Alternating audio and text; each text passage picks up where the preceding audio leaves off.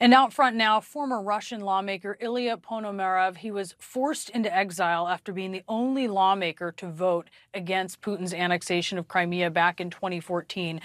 Ilya, thanks for being with us tonight. What do you think of Putin claiming, without any apparent evidence, that Ukraine is behind this attack, even as it appears he was ignoring clear warnings from the U.S. about this ISIS-K threat at public gatherings? Well, look, I think that all those claims by Vladimir Putin are totally ridiculous. We all know that Ukrainians never fight civilians, but we know that Putin's army does.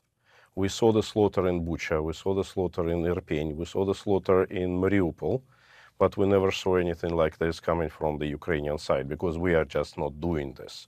Neither Russian volunteers, which are together with Ukrainians, nor Ukrainians themselves, despite with all the hatred and the bloodshed which was inflicted on Ukraine during last 10 years. So we see very clearly that Vladimir Putin could have reacted on numerous warnings. We know that there were 2 warnings coming from the United States, and by the way, he never said thank you. I am saying thank you for American people for giving the warnings. You really guys tried to save our lives. But he ignored that, and he ignored the warnings of his own security services. Why he did it? I think he did it on purpose. 1 hour, that was the wait time for the police, which was located exactly on the site of the terrorist attack, to arrive. 2.5 miles away, there was a SWAT unit, which took an hour and a half to arrive to the site. I think that couldn't be done by accident. I think they were acting on orders.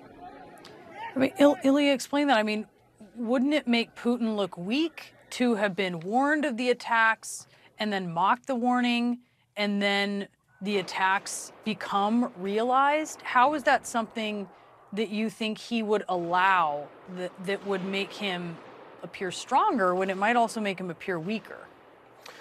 He's a very cynical person.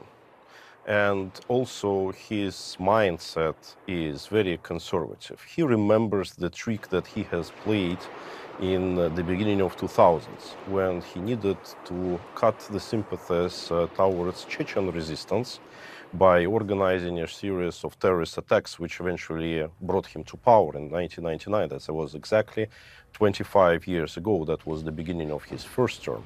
Now it's beginning of his 5th term, and he is trying to do the same, to inspire empathy towards Russia and to inspire isolation of Ukraine in the eyes of other people. But we see that this strategy is failing because his security services are not capable even of delivering a likely story.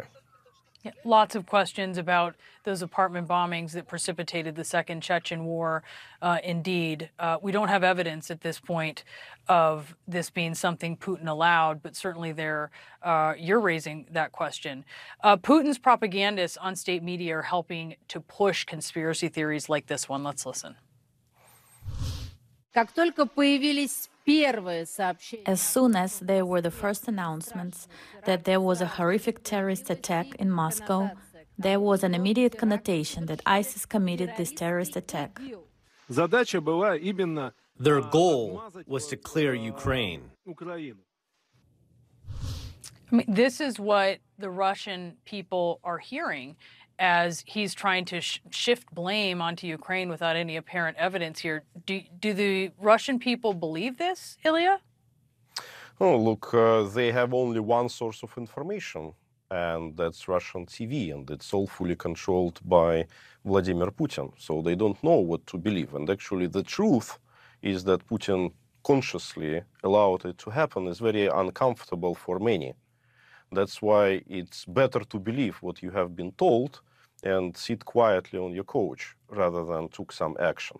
And I think it's not an accident why it happened now after the elections. He waited until the time was safe, and also he was reacting on our operations that we, the Russian volunteers, are making on the territory of Kursk and Belgorod, the liberating of Russian territory. So he needed to compromise us in front of our fellow citizens, and that was the objective of his strategy. Ilya Ponomarev, thank you for taking the time to be with us this evening. Thank you. Out front next.